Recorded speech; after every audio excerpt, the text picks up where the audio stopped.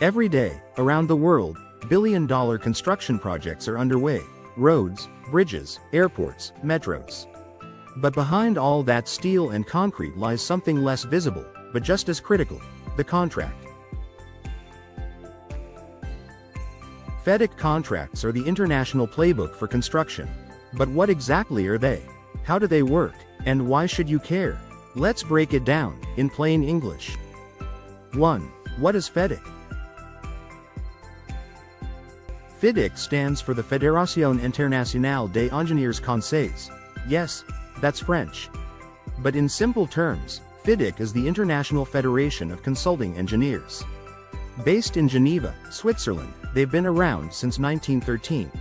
They started as a professional body for engineers, but became globally known for something much bigger: standardized construction contracts used in thousands of projects across the globe.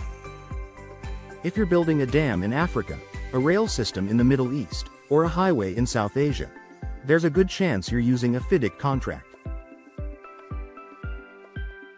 2. FIDIC's contracts are color-coded, and each one is designed for a different type of project setup.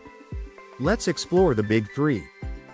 Red Book: construction contract designed by employer, billed by contractor.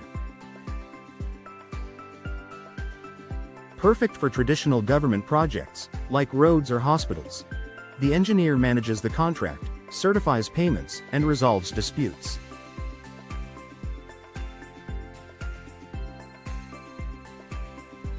Yellow Book: design and build by contractor.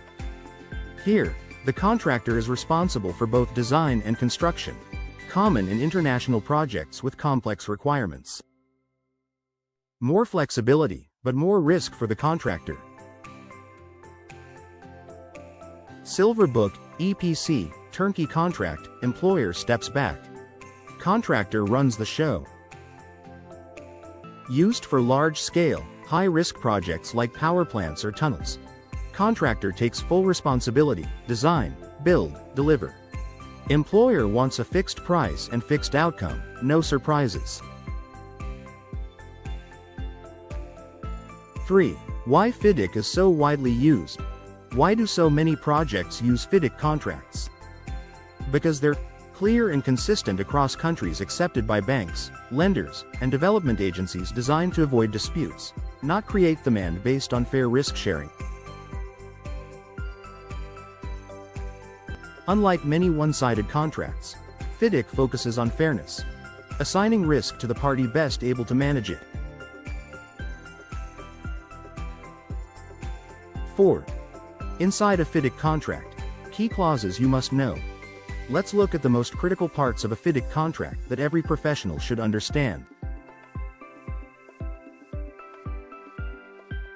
Clause 1.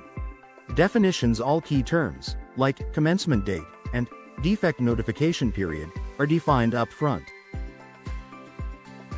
Clause 3.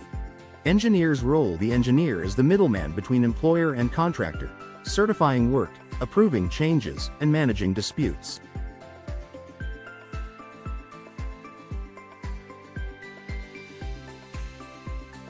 Clause 8. Time for completion: this sets the deadline for the project and includes liquidated damages if delayed. Clause 13. Variations: how to handle changes to the scope of work, cost, or time. Clause 14. Payment: specifies how often and how much the contractor gets paid.